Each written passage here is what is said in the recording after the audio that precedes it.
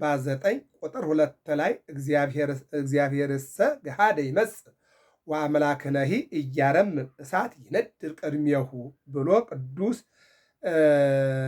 ዳዊት አስቀድሞ ተናግሯል። እሱም በተመለከተ ነው የምንነጋገረው። ምን ይላል? እግዚአብሔር ግልጥ ሆኖ ይመጣል ይላል።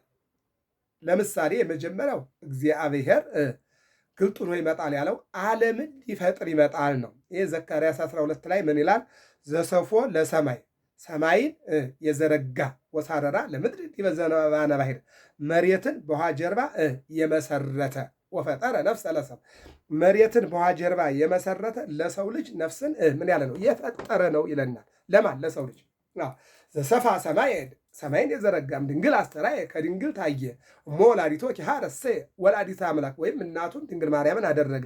መንጽሔ አበሳ ወሀበነ ማየ እነሆ የምንነጻበትን ውሃ ሰጠን ይላል።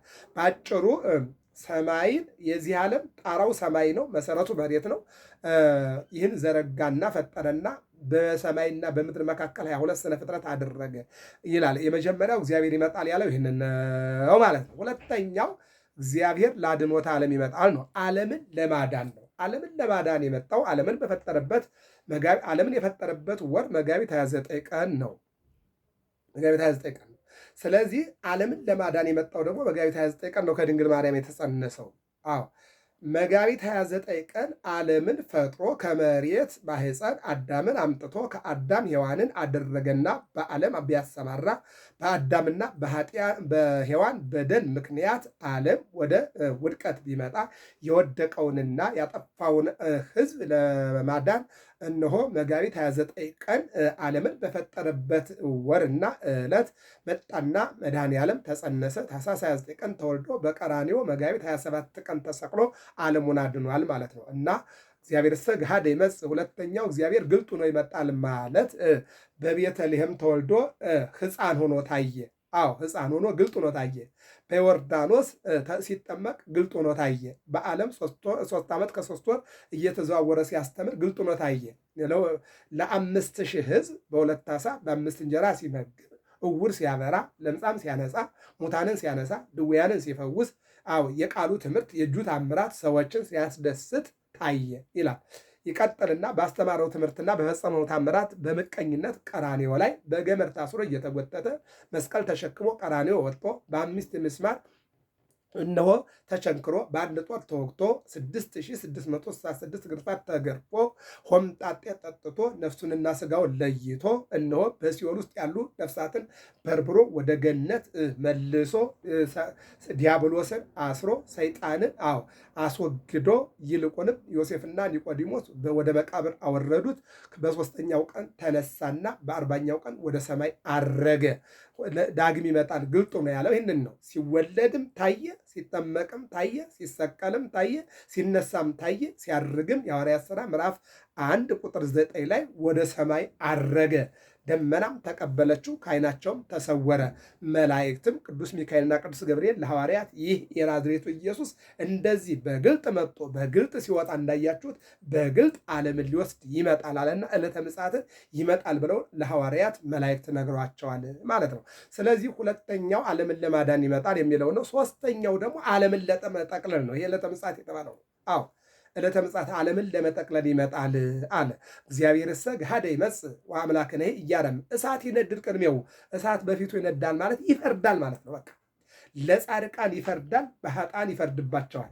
ለጻድቃን ይፈርድላቸዋል፣ በኃጥአን ይፈርድባቸዋል። ጻድቃንን ወደ መንግሥተ እግዚአብሔር ግቡ ይላል፣ ኃጥአንን ወደ ገሃነመ እሳት ግቡ ይላል። እሳት ይነዳል ማለት ፍርድ ነው። እሳት የሚነዳው ለማቃጠል ነው። ፍርድ ደግሞ ሂድ እድሜ ይፍታ ታስረሃል፣ ወይም ደግሞ ይህን ያክል ተቀጣል፣ ወይም ደግሞ ትሞታለህ የሚል ፍርድ ነው በፍርድ ቤት የምንሰማው። በጌታ እሳት ይነድድ ቅድሜሁ ማለት ፍርድ በፊቱ ላይ ይገለጣል። እናንተ ክፉዎች ሁሩ እምኔ ውስተ እሳት ዘላለም እሳቱ የማይጠፋበት ትሎ የማያንቀላፈበት ለዘላለም ሂዱ ግቡ ይላል። ጻድቃንን ደግሞ ለዘላለም እነሆ ድካም፣ ረሃብ፣ ስደት፣ መራብ፣ መራቆት፣ መቸገር የሌለበት ዓለም አለላችሁ ሂዱ። ጊዜው የማይቆጠር የሚቆጠረውን ዓለም ዕድሜ፣ ሀብትና ንብረት አልፋችሁት መጣችኋል። ጊዜያዊ ሰቀላውን ዓለም አልፋችሁ መጣችኋል። አሁን ዘላለማዊ ዓለም ቀርቦላችኋል። ሂዱ ግቡ ይልና ያስገባቸዋል የሚለውን ነው።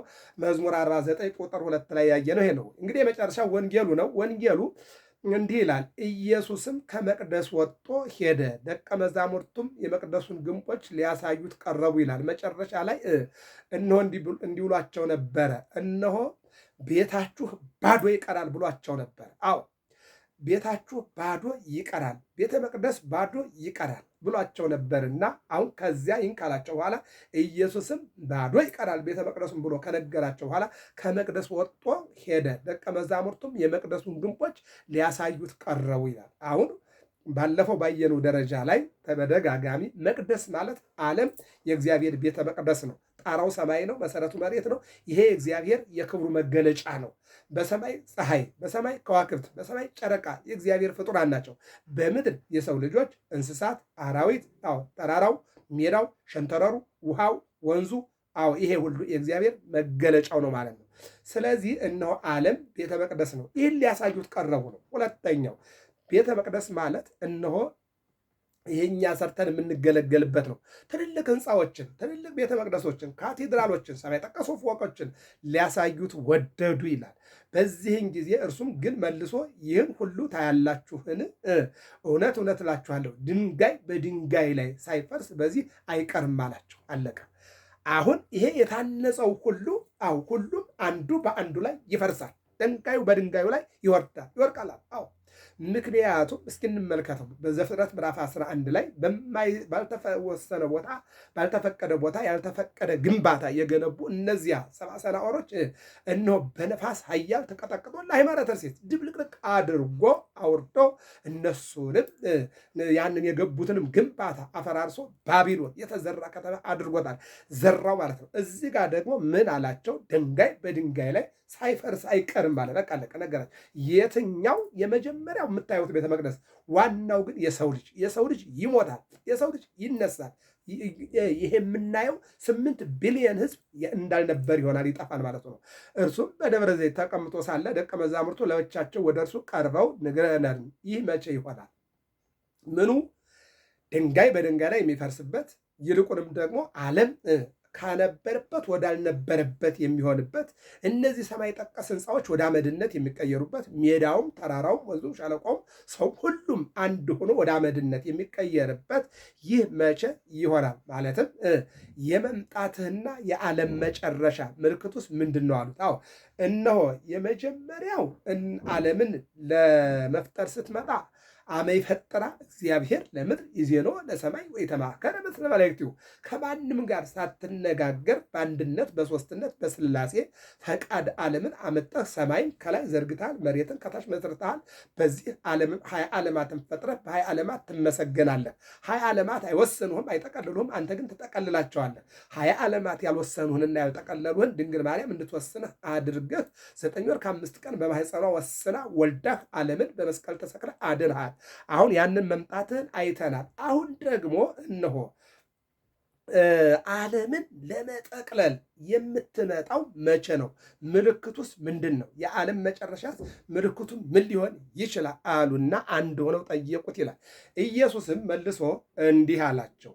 በብሉይ ኪዳን ነቢይ ይጠይቃል፣ መንፈስ ቅዱስ ይመልስ ነበረ። በብሉይ ኪዳን ኢሳይያስ ይጠይቃል፣ መንፈስ ቅዱስ ይመልሳል። ኤርምያስ ይጠይቃል፣ መንፈስ ቅዱስ ይመልሳል። ሕዝቅኤል ይጠይቃል፣ መንፈስ ቅዱስ ይመልሳል። ዳንኤል ይጠይቃል፣ መንፈስ ቅዱስ ይመልሳል። አዲስ ኪዳን ግን ሐዋርያት ይጠይቃሉ፣ ጌታ ራሱ ይመልሳል። ኢየሱስም መልሶ እንዲህ አላቸው፣ ማንም እንዳያስታችሁ ተጠንቀቁ። ዛሬ ገንዘብ ያላሳተው በጾም በምግብ አንዳንዱ በአሳ ላለመጾም ገንቢ የሆነ ምግብ ለመመገብ አሳ ጎመን ነው የሚል ትውልድ አለ። በአሳ ይሳት አለ። በብር ሃይማኖትን የለወጠ አለ። በጨርቅ ሃይማኖትን የለወጠ አለ። በስልጣን ሃይማኖትን የለወጠ አለ። በሀገር ሃይማኖትን የለወጠ አለ። በቁስ ነገር በሚያልፍ ነገር የማያልፈውን እግዚአብሔርን የለወጠ አለ። ምን አለ?